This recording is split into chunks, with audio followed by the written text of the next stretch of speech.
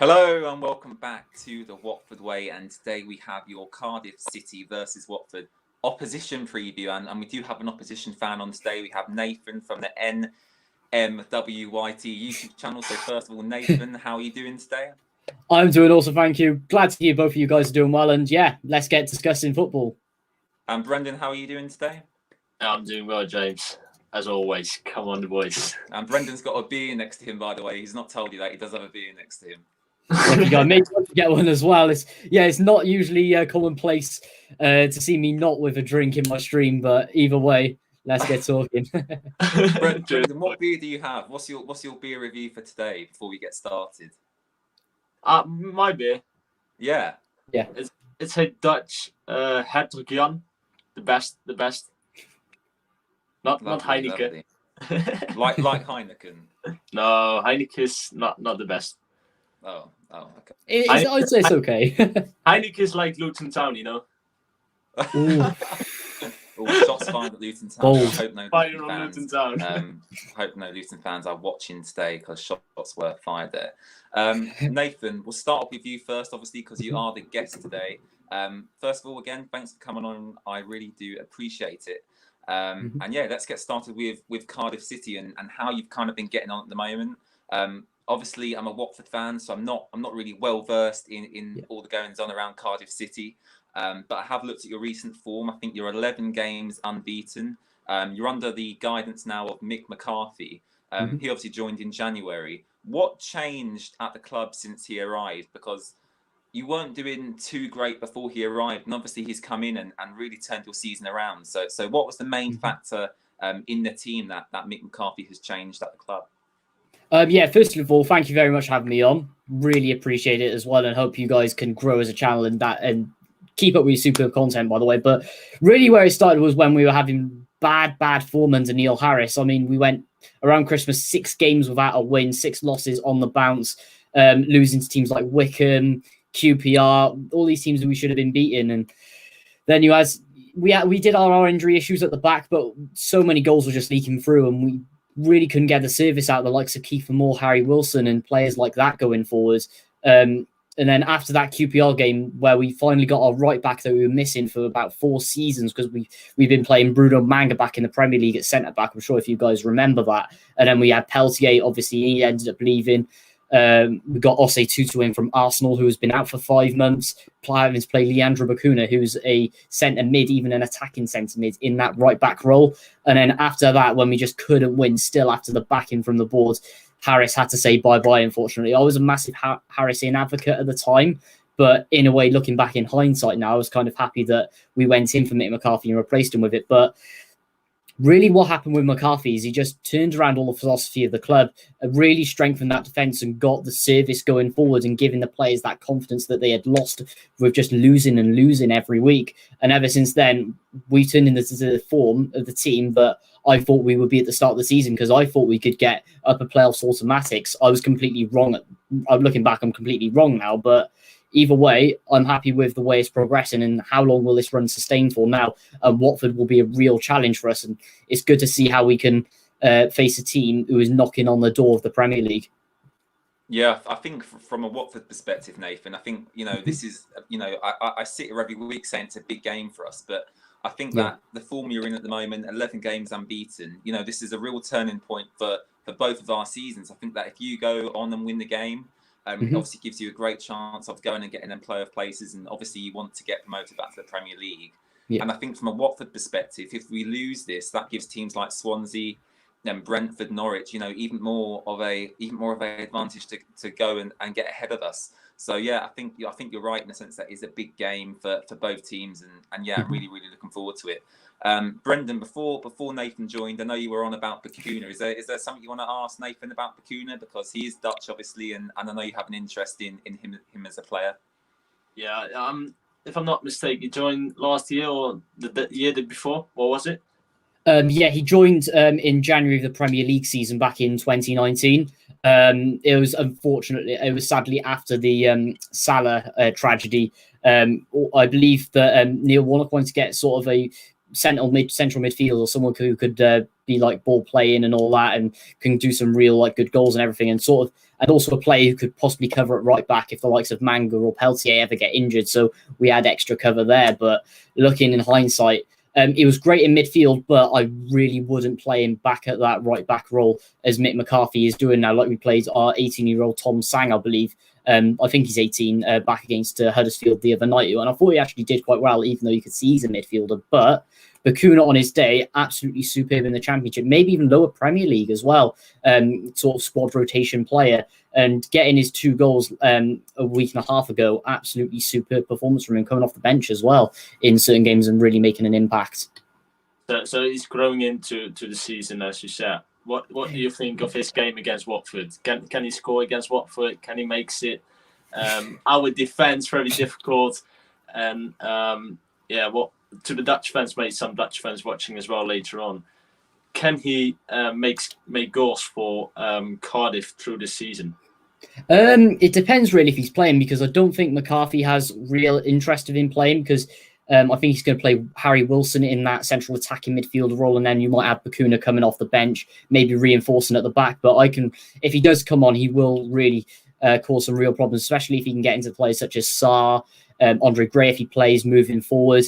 And yeah, I think he can make an effect. I think he'll probably come on about the 65th minute, which is when McCarthy usually makes his changes to the team.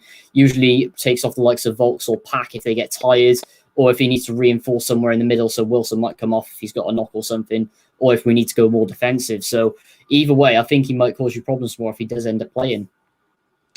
That's clear. James, up to you. Next question. Yeah. I mean, Bakuna obviously is a great player, and as you say, Nathan, he could be playing for a lower or mid-table Premier League side. And didn't Absolutely. he join from? Did he join from Brighton? Am I correct in saying that? He joined from Reading, I believe. It was an undisclosed Reading. fee, so I wasn't too particularly sure about it. But I think he wanted to leave and possibly make that step up to the Premier League. I believe Janino Bakuna, who is his twin brother, obviously plays at Huddersfield. They got relegated the same year as us, sadly, and now they're struggling towards the bottom of the Premier League. But both the brothers, exceptional players, and a good Twitch TV account there I had. I got to give them a shout out on here, haven't I, guys? Go on, no worries. We love shout outs in here. So you mentioned Bakuna. You obviously mentioned Moore as well. He's obviously your top scorer with I think 16 goals. Is there any other players that Watford should be looking out for in terms of them being key players for you? Because on our side we've got players like Ken Sema, Ismail Assar, Will Hughes. Those are real threats. Who are the Cardiff City threats that we should be looking out for from a Watford perspective? Really, the thing I'd say you need to most look out for is anything coming in towards set pieces, because we've been nailing them as of late. Will Volks, you need to make sure you lock up on the outside of the box in case he does an absolute screamer like he has done a few times. One coming off the bar, one from the halfway line. Loves to backflip everywhere. It is absolutely beautiful. Also, you got to watch out for Sean Morrison and especially Aidan Flint in the last few games, who's been really turning his season round. He ended up being sort of sent back from Sheffield Wednesday on loan, and now he's really turning into that player under Mick McCarthy. But the second that a ball gets whipped in from the likes of Will Volks or Harry Wilson, either from a corner or a throw-in, they're like, Morrison's 6'4", he's 6'6". If they can jump and get ahead on it, then that could definitely go in the back of the net. So you've got to make sure you have really organised defence in that box when you're defending these set pieces as well. And as Ollie the Waffle said, that's the one thing you really need to watch, I think. But just in general, watching the pace of certain players, like Moore has a great strike on him on his day. Ojo going forward, lots of pace there as well on loan from Liverpool. Harry Wilson linking it together, and Marlon Pack reinforcing in front of the line of defence, of course. Yeah. The players you listed off there. I'm even more frightened now than before we started streaming. Shea Ojo, Harry Wilson, Moore. There's a lot of threatening players in there that could cause Watford problems. And as Ollie said in chat, we're not very good at defending set pieces, Nathan. So I think that is something that Cardiff probably would have looked at this week. Absolutely. Bluebird Fan TV, welcome to the stream. He's saying Josh Murphy's quality as well. Is that something? Yeah, superb.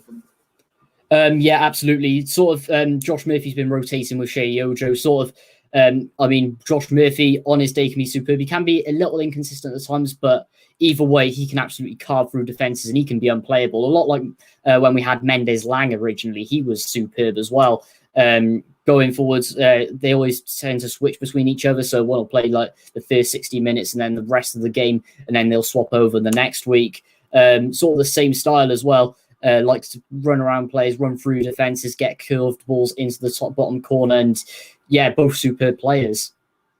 Yeah, absolutely fantastic. And Brendan, from a Watford perspective, there's been quite a lot going on in the media lately, but I want to take you back to a couple of years ago when Cardiff were in the Premier League. We went away to Cardiff City, Brendan. We won 5-1. I mean, tell me about your memories from that game, because I remember Troy Deeney got a couple, Delafay got a hat trick. I know there was some handball incident. If it was in the box, outside the box, what are your memories from that 5-1 win away at Cardiff, Brendan? And do you think we can replicate that this time, going back to Cardiff? Well, I hope not. And it's a complete. Oh, sorry, Brendan. Go ahead. I can imagine you. He doesn't hope that it will be end like that night, but I think it will be a very different game. I think that night was it a rainy night as well. Not sure. It was rainy. It was cold. Under the lights. Tuesday night. You guys had actually bought quite a fair few fans. I think you bought like 1,800. We didn't sell out. We only had 27 out of 33,000 in the ground. All the fans sort of gave up during the end because of the 5 goals going in. But either way, we didn't offer anything. Our morale was quite low, and you walked out and deserved that win. Delafay was unbelievable that night. I'm still jealous now. I think we play as well. That season we play our best season in the last year. We ended at the 11th and some final of the FA Cup, so it's just another team. But to look forward to next game, I think we will have a difficult game. Depends on the players who's coming on at Cardiff City as well. But yeah, let's see how is the pitch at Cardiff, because we see Watford struggling with poor pitches. Very good point, Brendan. Actually, at Millwall, at where was the last one? I think at St Andrews. So we've got some games where the pitch was not very good, and that games we not get 3 points or at least 0 points. So we lost that games. As a Cardiff fan's perspective on this, I would say our pitch is immaculate at the moment. We can play some very good football on there, and saying that as well in comparison to other teams' pitches. We currently, I don't know whether this is reported much in the mainstream news across the UK, but we're actually currently ground sharing with Newport County because their stadium is not suitable at the moment. Their pitch is absolutely atrocious. So we've allowed them to play their next 3-4, maybe probably even longer at the Cardiff City Stadium. So we're sharing with them at the moment. But our pitch is, I'd say, is beautiful at the moment. I mean, even in the Premier League, you had some commentators like Gary Neville, Carragher, I think, said something about it as well, saying our pitch was absolutely immaculate. Why aren't we trying to make it worse and giving teams disadvantages, like growing the grass out and stuff? But I mean, personally, I think it's got to be good as well because international football's played there. So we have to maintain that standard and keep it up there. But either way, I think you're going to love playing on it tomorrow, and there won't be many excuses that you'll be able to fly about.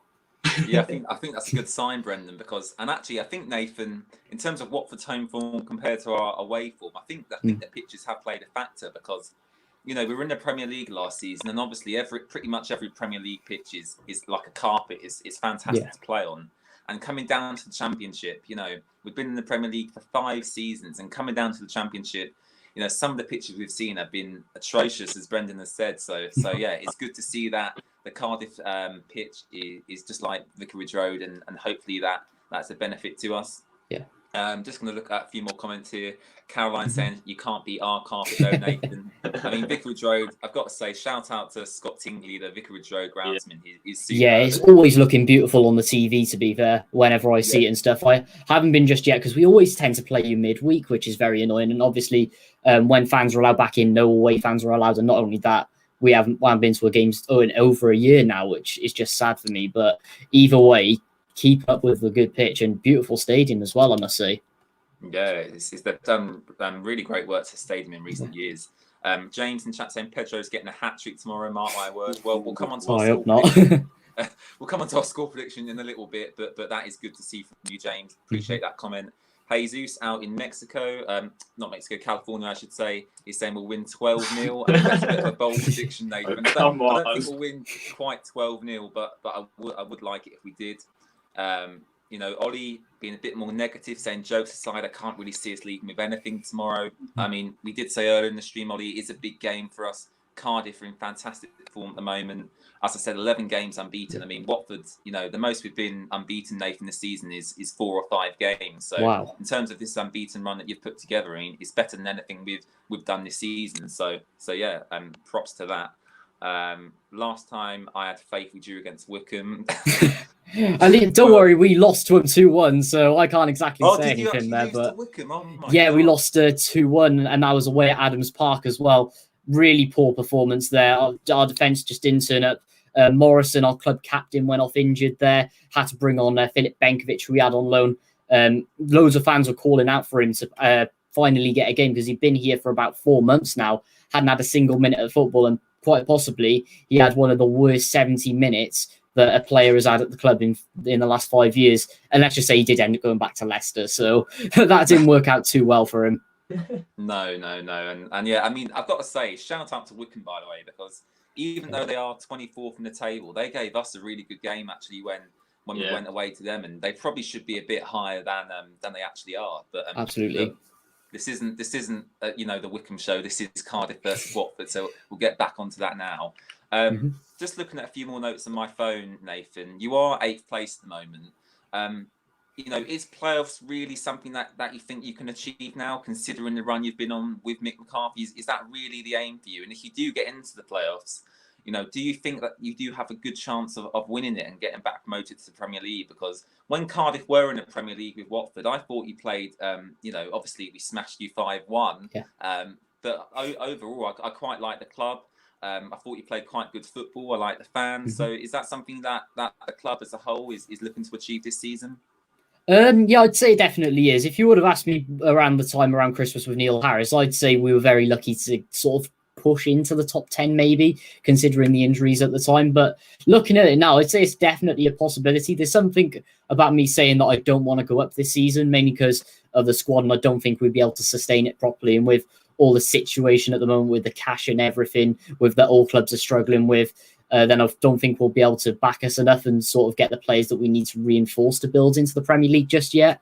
But it's definitely a dream season as well, is if we can go straight into the Premier League. If, say, we miss out on the playoffs, or we get into the playoffs and then just miss out on like the final or semi-final or something. But either way, it's really just a waiting game and seeing what happens here on then, and if we can continue this run of form going, really. Yeah, I mean, it's really, really interesting, and I actually do hope that we go up and you go up, because I think it'll be good. If we both go up together, I think that'll be a little bit of a good story there. That'd be fantastic. Caroline, it's a question for you, Nathan. Is your left back fast enough to be able to cope with Ismaila Sarr? Now, obviously, Ismaila Sarr is one of the quickest. He was one of the quickest players in the Premier League, let alone the Championship, and. Every week we see Sarr skin, pretty much every defence. So yeah, what's your answer to Caroline's question there? Can your defence cope with the pace of Ismaila Sarr?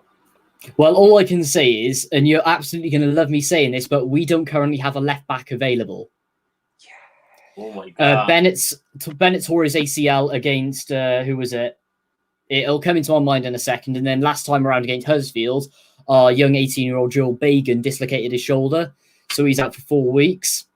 We're currently playing Kyron Brown, who was on loan at Livingston, at that left-back role. We introduced him last time around for getting his Cardiff City debut after he's been in the Cup and stuff. But I got a feeling Tom Sang, who played in replacement of Perry NG last time against Huddersfield, he's going to swap sides and sort of play in that role. I'd say he's got a lot of pace on him, but with that, with his sort of inexperience and stuff, I really do question whether he'll be able to keep up to him. But I'm sure McCarthy will mastermind a plan around him. He might double team him and stuff, so maybe he'll get Tom Sang on there along with the likes of Nelson, who can be quite fast as well, probably our fastest centre back, or even an Aidan Flint sort of crowding him and stuff. But we'll just have to wait and see what happens, really. Well, I mean that sounds promising for Watford, and look, Caroline says she's changed her mind from a draw to a win now. Now you said that, so thank you very much for that. Brendan, back to Watford very briefly, and if you take the Bournemouth game aside, we obviously lost the Bournemouth game. We have actually won 6 of our last 7 games, aside from that Bournemouth loss. So we are in pretty good form, Brendan. So how do you think this game is going to pan out from a Watford perspective? Do you think that, You know, we've got Dan Gosling back from injury now. Nathaniel Chalobah's back from suspension. Yeah. So yeah, we've got a few players back, Brendan. How do you think it's going to play out from a Watford perspective? And do you think that we've got enough to beat this Cardiff City side? Yeah, as always, it will be a very difficult game at Cardiff. Not like last time in the Premier League. I think when Sarr is on fire, May Petro is on fire as well, and with Chalobah back in the team, I think it will be very difficult for Cardiff to keep the players in their position like they want, because I think Cardiff goes into the game like not conceding a goal and may make some goal by themselves. And of course, they're coming. A big game is coming up for Cardiff as well. They doesn't want to get any big injuries or red cards or suspensions for the Swansea game, because that is coming on as well for them. So I think when you use the pace on the wings and just throw the ball into the box, just like the old days, I think you might have a chance to make a very quick goal at Cardiff, and then let's see what they can do. But I think you can win this game, but it will be very difficult for Watford. It will be not easy. It will be very difficult, Brendan. And Nathan, on how difficult it's going to be, I just want to ask you about the formation you play at Cardiff. So Watford play a 4-3-3 formation, pretty standard 4-3-3, 4 centre-backs, three midfielders, and obviously 2 wingers and a striker. How do you kind of set up as a team, and do you think that the way you set up, is a good way to counter Watford's tactics? Or because I'm obviously, as I said earlier, not well versed in how Cardiff play. The 4-3-3, since we introduced it at Watford, has worked really well. So how do you set up at the moment, and do you think that will work well against this Watford side? It depends. We just have to wait and see with it, really, because we haven't sort of come up against a team who plays your system with really fast wingers and stuff. But we're currently playing in a 5-2-1-2 formation. So you got the 5 at the back with the 2 overlapping wing backs, with what you could say. Usually we'd have Joe Bennett obviously out now for the season, and then Perry NG on the other side, our new signing, then making overlapping runs to the top of the pitch, feeding into the likes of Harry Wilson, Wolvolks, smashing goals from outside the box, and then on to Kiefer Moore, and then the pace of Shea Yojo there as well, with the 2 reinforcing defensive midfielders, you could say, as well, in Marlon Pack and Wolvolks, who likes to press back. And yeah, Bluebirds Fan TV is essentially summed it up there. It's always been a 5-2-1-2 under Mick McCarthy. We haven't really used any other system under him yet, but so far it's worked, and we just need to see. We've ironed out all the issues, and we just need to see what ends up happening, and if we can really keep up with what's going on at that left back role, and make sure that we have a reinforcement there, even though Bagan's going to be out for a while now. Wow. To be honest, it reminds me a little bit like the national squads back in 2014 at the World Championship, playing exactly the same, with coming backs on the wing. But yeah, what you say, Nathan, I think it will be very difficult with have your left back there. So I think I'm looking forward to see which player will be there and how he's gonna pick up the job from that wing. Yeah, exactly. Yeah. I mean, exactly that. Yeah, but. Yeah, either way, I think if you're going to beat us, I think it's going to be coming from that direction, especially overlapping and just overloading straight down that right-hand side and really giving havoc to our left-back, who will definitely be unexperienced in that role. So, yeah, I mean, it's very I didn't actually know you played that formation, so it's actually really good that you told us that, because, have said, you've solidified defensively since Mick McCarthy came in, but absolutely. But because you solidified defensively, did that kind of take away some of the goals you were scoring at the top of the pitch, or has going that defensive not really affected your goal output at all?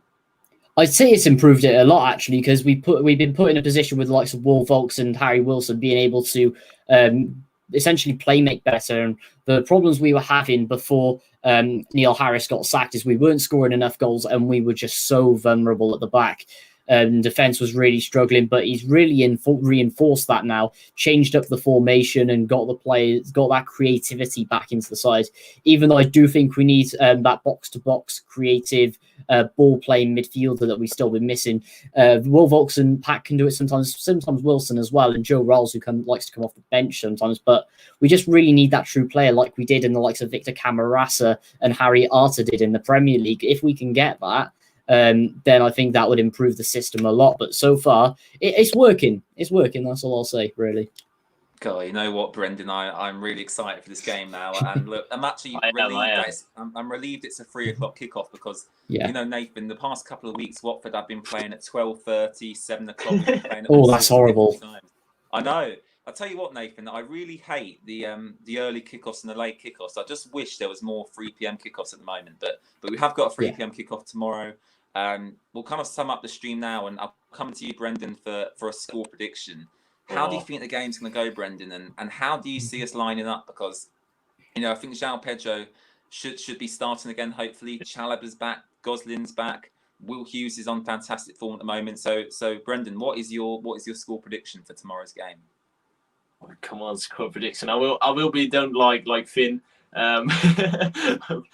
We like you, Finn. Come on. But I think it will be a 1 goal to Cardiff City and 2 goals to Watford. I think we concede 1 goal just by a mistake in the defending, and Cardiff will play a good game, but I think we get a win. We get 3 points. We need 3 points. I think I will check it quite quickly now. Brentford still 1-0 up, so we need 3 points. And of course, I think I mean that's putting the pressure on us, isn't it, Brendan? If Brentford win tonight, I think Cardiff will laugh if we win and they win against Swansea. You know, that's a bigger game for them. So hopefully they give us the 3 points to give a little bit a wave to Swansea this week, isn't it? Well, I don't know if Nathan would agree with you, Brendan. Would you rather you win tomorrow, Nathan, or would you rather you won against Swansea? We have to win it. We have to win or get a result against Swansea, no matter what. No team has ever in history done the double over each other, and if that happens, then that will be a complete embarrassment. That's never happened. That one team's done the double over each other in a season. I can't believe that's even happened. That's quite a crazy statistic. That. Yeah, it's one of the narrowest derbies in the UK, you could say. I mean, we've got, I believe it's 42, 43 wins, and then Swansea is slowly lagging behind on 36, 37, and then there's something ridiculous like 30 draws or something. So it's really narrow there. And then because we've had for the last few seasons is Swansea win because we just don't turn up. We've seen it this season, and then it usually ends up in a draw, but the South Wales derby is never high scoring. It's always by like a 1 goal margin, if that. We won't even mention 2014 and the dark days of Ole Gunnar Solskjaer, but it's going to be interesting either way. We also have a midweek game against Stoke City as well. So what I think is going to happen is we're going to play full strength tomorrow, rest a load of players for Stoke, and then we're going to go full blown against Swansea. Personally, it's lose for us tomorrow, because if we win, then obviously you'll go further behind Swansea, and then that allows Swansea to leapfrog into the automatic places. Whereas if we lose, then that'll put a lot more pressure on us to try and catch Barnsley going into the playoffs. So we're not in a good position here, but I really think it's going to be a narrow game, especially at left back, where Sar's going to cause us loads of problems either way. So I'm going to go for a 1-1 draw. So Nathan's gone for 1-1 draw. Yeah. Brendan's gone with a 2-1 to Watford. So very, very tight predictions. What shall I go with? I think I'll stick with the general consensus of it being a tight game, and I'm going to go with I'm going to make it a bit more entertaining. I'm going to go with a 3-2 win to Watford. Ooh. So Cardiff to score 2 goals, but I think we'll just edge it. So let me know your score predictions below. Ajek has gone for 1-1 draw. A little bit negative Ajek, but that's okay. I probably... Would I take a draw? I don't know. Depending on how the game pans out, I might take a draw, but we ideally want a win. Caroline's gone with 2-1 to Watford. Love to see that, Caroline. Ollie has gone 2-0 Cardiff for him, and Ollie's a Watford. Oh, interesting. So I don't know why he's been so negative, but that's a good sign for you. Caroline saying that's an amazing stat about the derby you were talking about, Oh, Nathan. 100%. Totally agree. I mean, I can't believe that no team's done a double over each other in the season. And James with a fantastic prediction of 15-0 to Watford. And I tell you what, I think we'll leave it there, because 15-0 to Watford. I mean, imagine the scenes. Imagine the scenes. Oh, that'd be crazy. I don't know what I would do if that happened. Nathan, you obviously run your own YouTube channel. Where can everyone find you? I've left a link to your channel in the description. And what type of content do you do at the moment? Yeah, everyone, if you want to check out my channel, see more of this beautiful face, you could say, sub my channel, link in description below, or it's there. Just type NWM into YouTube. I do watch-alongs for Cardiff City on every match day, match previews. I do a Reaction Wednesday where I just react to what you say in the comments. Match day vlogs will be coming back when obviously we're allowed out again. And yeah, also if I get to 1K on my birthday, I've set a promise with my with some of my followers, you could say, that I have to make a TikTok, which is coming closer and closer, which I'm getting nervous about. But either way, sub to my channel, link in the description below, and hope you enjoyed the content, guys. And thanks for having me on as well. Really appreciate No worries. it. And you've got one more sub closer to 1,000, Nathan, because Ollie's just said he's subscribed to you. So thanks so much, Ollie. Really appreciate Brendan, it. you obviously run the Watford FC Netherlands supporters group. Where can everyone find you, Brendan? Everyone can find me, of course, on Instagram and Twitter. On Instagram, just on Watford FC the Netherlands, and on Twitter, everyone may know already. We've got the partnership with the Belgium guys, so that is on Banner Hornets, or just search on #Dutch Hornets or something like that. You can find us on Twitter. Great. Thank you very much for coming on, Nathan and Brendan. I really do appreciate it. Make sure to subscribe to the Watford Way. If you could, that'd be really, really appreciated. And hoping to hit 300 in the next week or so, 300 subscribers. So if you could hit that red button down below, I would really appreciate it. That's all from us for today. Once again, Nathan, thank you very much for coming on. And yeah, hopefully everyone in the comments has a great evening. And we'll catch you tomorrow for our Cardiff versus Watford match reaction. Bye-bye. Cheers. See you later.